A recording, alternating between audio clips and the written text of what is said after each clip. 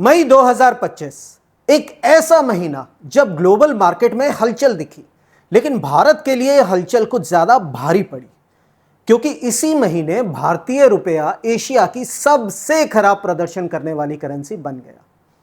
जब एशियाई देशों की करेंसी डॉलर के मुकाबले संभल रही थी, रुपया लगातार नीचे गिर रहा था। मैं परवेश बामल और आप देख रहे हैं स्टोरीज ऑन स्पॉटलाइट। तो आज बात सिर्फ करेंसी की नहीं, बल्कि उन ग्लोबल नीतियों, घरेलू रणनीतियों और छिपी चुनौतियों की भी है जिन्होंने इस गिरावट को जन्म दिया। शुरुआत करते हैं आंकड़ों से।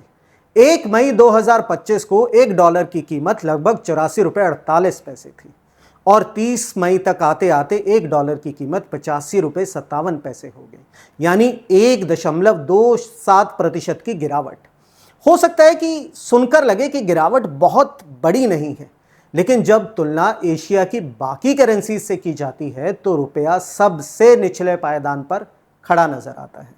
ताइवान का डॉलर 6.97% मजबूत हुआ। कोरिया, इंडोनेशिया, थाईलैंड की करेंसीज भी बेहतर प्रदर्शन में रही। जापानी येन सिर्फ 0.5% और हांगकांग का डॉलर 1.1% गिरा। ऐसे में भारत की करेंसी सबसे ज्यादा कमजोर क्यों पड़ी? इसकी पहली वजह है अमेरिकी डॉलर की मजबूती। मई में यूएस डॉलर का रिवाइवल देखने को मिला। डॉलर इंडेक्स जो पहले 90s तक गिर चुका था, अब फिर से 100 के ऊपर आ गया। डॉलर की इस मजबूती के पीछे कारण था डोनाल्ड ट्रंप के टैरिफ प्रस्ताव को यूएस कोर्ट का रोकना। इस फैसले ने एक स्पष्ट संदेश दिया कि अमेरिका की संस्थाएं अब भी संतुलन बनाए हुए हैं। यूएस इकोनॉमी पर लोगों का भरोसा बढ़ा और डॉलर को सपोर्ट मिला। डॉलर के मजबूत होते ही असर भारत पर दोहरा पड़ा। इंपोर्ट्स महंगे हो गए, खासकर क्रूड ऑयल, और रुपये में निवेश करने वाले विदेशी निवेशकों का भरोसा थोड़ा डगमगा गया। दूसरी वजह आरबीआई की फॉरेक्स रणनीति। जनवरी 2025 से आरबीआई का एक स्पष्ट लक्ष्य है फॉरेक्स रिजर्व को फिर से मजबूत बनाना। मई में इस लक्ष्य को हासिल करने के लिए आरबीआई ने मार्केट से डॉलर खरीदे और बदले में बाजार में रुपया छोड़ा। इससे हुआ यह कि मार्केट में डॉलर की कमी और रुपयों की भरमार हो गई। डिमांड सप्लाई के इस बदलाव ने रुपये को और कमजोर कर दिया। हालांकि रणनीति लॉन्ग टर्म के लिए जरूरी है, लेकिन शॉर्ट टर्म में भी इसका असर करेंसी पर पड़ा। तीसरी वजह है वैश्विक तनाव और ट्रेड वॉर। अप्रैल के अंत तक उम्मीद थी कि यूएस चाइना तनाव कम होगा, लेकिन मई में ट्रंप के बयानों ने माहौल को फिर उलझा दिया। स्टील और एल्यूमिनियम पर टैरिफ को 25% से बढ़ाकर 50% करने की बात और ट्रेड डील के उल्लंघन के आरोप लगाने से माहौल और ज्यादा बिगड़ गया। ट्रेड वॉर की आशंका में इन्वेस्टर्स सेफ करेंसी की ओर शिफ्ट हो जाते हैं और भारत जैसे उभरते बाजारों से दूरी बना लेते हैं। इस पर और दबाव तब आया जब भारत पाक बॉर्डर पर तनाव रहा। ऐसी स्थिति में विदेशी निवेशकों के लिए भारत का रिस्क बढ़ गया था। चौथी वजह है कच्चे तेल की कीमतों में उछाल। मई में क्रूड ऑयल की कीमतें $67 प्रति बैरल तक पहुंच गई, जबकि इससे पहले यह $60 से नीचे थी।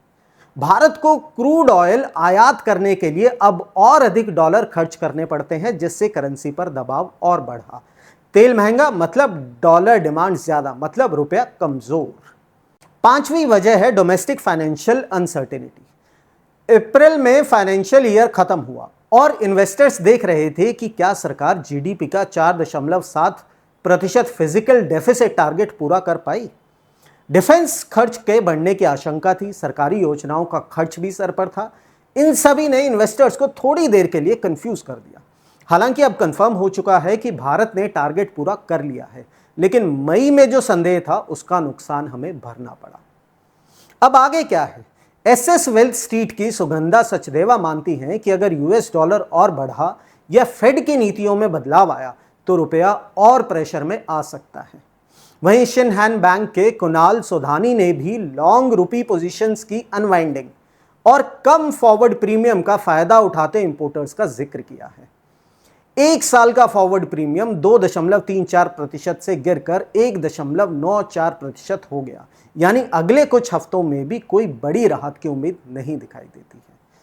तो ये सिर्फ एक आर्थिक आंकड़ा नहीं था, बल्कि एक संकेत है कि करेंसी कैसे अंतरराष्ट्रीय फैसलों, कच्चे तेल के दाम और व्यापारिक तनाव और घरेलू रणनीति से प्रभावित होती है। भारतीय रुपया मई में कमजोर हुआ क्योंकि डॉलर मजबूत हुआ, आरबीआई की रणनीति ने सप्लाई शिफ्ट की, ग्लोबल टेंशन बढ़ा, क्रूड की कीमतें बढ़ी और फाइनेंशियल अनसर्टेनिटी बनी रही। अब सवाल यही है, क्या भारत को अब मजबूत करेंसी के लिए लॉन्ग टर्म प्लान्स नहीं बनाने चाहिए? क्या हम हमेशा डॉलर डिपेंडेंट बने रहेंगे या कभी भारतीय रुपया भी एक ग्लोबल स्टैंडर्ड बन पाएगा? आपके विचार जरूर जानना चाहेंगे, कमेंट करें, वीडियो शेयर करें। आज के लिए इतना ही। जय हिंद। चुनावी वादों का वड़ा पाव, अर्थव्यवस्था का भरता, गर्मा गर्म मुद्दों का चटपटा विश्लेषण, व्यंग का तड़का with a bit of serious discussion. हर हफ्ते special episodes, stories on spotlight with Parvesh Pamil, only on rapid leaks YouTube channel.